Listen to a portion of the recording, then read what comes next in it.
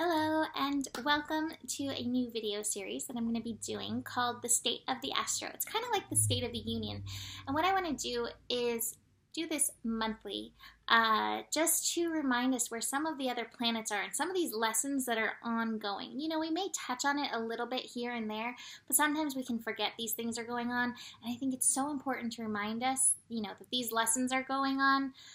Because sometimes it's the thing that's really happening in our life, and like, well, the moon's here and this is that, but I don't really understand what's going on, and there's that really big lesson that's going on. So it's my intention to kind of go through, I'm going to brush over the planets that are more fast-moving, like the sun and Gemini, moon.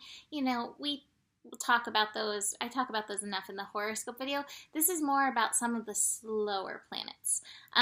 The overall state of the astro. Let's dig in. So, Sun and Gemini, we're not going to deal with the moon. Sun and Gemini, our overall Gemini lesson is really focusing our thoughts. Let's see what we can do in our lives by utilizing the energy of our thoughts. Now, as I do this video, it's definitely been a challenge to keep our thoughts on the buoy, bobbing up, because we do have so much emotional energy going on as there's a grand trine. But that is going to separate itself a little bit, and so it's going to be easier, a little bit, for a time being, to refocus those thoughts and get into that energy, especially with Mercury currently moving through Gemini as well. The thought process is definitely very strong. Remember that you do have it within your ability to focus. Now let's get into some of those bigger things going on, or bigger planets, outer planets, I don't know. Let's see. I'm not really going to dig into Mars, just to say that Mars is going to be going into retrograde, and this again does work with what I was just saying about the thought process. Mars going into retrograde in Aquarius, it's really about aligning and realigning. Anything that's retrograde is a re-energy, realigning with your authentic vibrations. And this especially, you know, working this with the Gemini, it works so strongly. Your thoughts and your vibrations, they definitely feed into each other. So realigning that. All right, so we've got, let's just go through them. Jupiter in Scorpio, retrograde. That's a just intense process. We've got Uranus in Taurus. We've got Neptune in Pisces. Pluto retrograde in Capricorn. Did I say Saturn? Saturn retrograde in Capricorn. Chiron in Aries, and North Node in Leo. Those are the planets that I really want to remind us of. The thing that keeps coming up is the Saturn process. I guess maybe while we have Cancer energy, Venus in Cancer energy, and I personally have been seeing a lot around home and family. And I've been seeing this in a lot of light workers' lives and a lot of my friends' lives, in my life. There's a lot of shift. And we have to remember that Saturn in Capricorn is changing the structures of things. And one of the biggest structures that has been so, leaned upon, utilized, is the structure of family. So with Saturn going through Capricorn, the structure of family, the family home, is something that's definitely shifting for so many people. I think it's really important in and through this to find that structure, that foundation in and of yourself, in and of your own personal soul purpose, finding home in your soul, finding then your soul family that can help you through any of these transitions. But that's a really big thing I see happening for so many people, realizing these structures are shifting. Now, depending where it is in your chart, there may be structure shifting in other areas. It may be the structure of your job, and that's definitely going to be something that's up for people over these next 2.5 years as Saturn continues through Capricorn. It really is about digging into your deeper purpose. And for some of us, our purpose does align with our job, and for some people, purpose is outside of the job. But that's definitely something that can shift. Anything that has lent your life structure, for me, this doing these videos lends my life structure, and yet I had to take that time away from it. These are all things that are shifting and changing, and as it's retrograde, we kind of get pulled into these deeper processes. Again, I want to reiterate and remind you, find the structure, find the sense of home, find that balance and foundation in and of your own soul right now, connecting to that, listening to the guidance of that, that's really going to help you. Now, meanwhile, helping upheave all the foundations is Jupiter. Jupiter retrograde in Scorpio. Jupiter retrograde in Scorpio is bringing up fear. Scorpio energy connects us to our root chakra. Root chakra connects us to survival.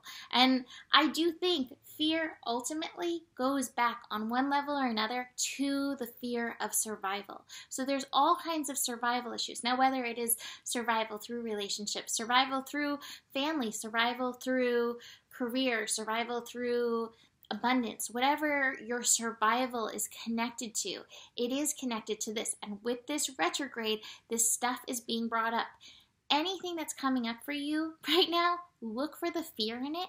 And again, take that foundation into your soul to help you move beyond this. Work with your root chakra energy to help you find your stability and your own inner sturdy in and through this.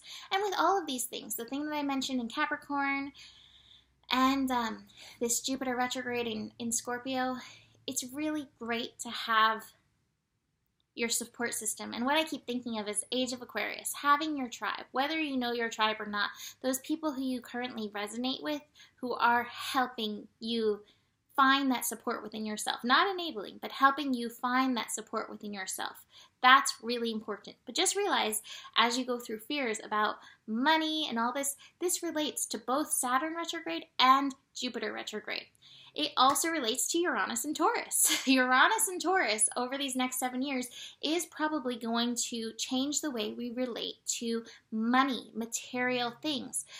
The biggest key, I think, with Uranus and Taurus is us personally getting to know our worth. So whether money is this paper, thing that we trade with, or we become traders and we, are trading our skills, knowing your worth is of the utmost importance. This also goes hand in hand with Chiron and Aries. So Chiron and Aries is about knowing yourself, really being true to your identity. I talked about it did I do a post for Chiron and Aries, or did I do a video? I think I did a post. I talked about it in alignment with soul energy, really knowing ourselves as the soul. This is going to be an ultimate opportunity for us to connect into this energy as true identity versus all of the things that we've put on ourselves and, give ourselves pats on the back for. I am this, I am that. All of those things that we say that we are, that we take on as identity, ultimately you are the light of your soul. That's your strongest foundation. That's the strongest identity. With Chiron moving through Aries, we are working on healing that so that we can know that. That feeds into our worth, and that feeds into the fear stuff. Because ultimately, when you know yourself in that manner, you know nothing can truly hurt you. It may hurt on the physical level, but on the soul level, you are so strong. You are this bright light that is connected to all that is. It also relates to the Saturn level, because in order for us to truly get into our purpose energy, we must be connected to our soul, to connect into that soul mission, that soul purpose. So that's so powerful. All right, so also feeding into all of this, Pluto moving through Capricorn. Pluto is retrograde right now, again, bringing up fears. It's taking those places out of our foundation that are not strong enough to hold us, that are not strong enough to keep us centered. This is ultimate transformation energy. And again, that's going to bring up the fears, and it's going to make us feel those places where we are unsteady or maybe not in our full power. Pluto connects us to power energy. So it's good, but it can be challenge energy. Now, there's two things that I think are helping us in and through this. Neptune and Pisces. Neptune and Pisces, such a strong placement, reminding us of our deep spiritual connection. We are all connected. Nobody's more connected than another. There may be somebody whose portals are more open and they're more ready to communicate and listen, but everybody has that connection to spirit.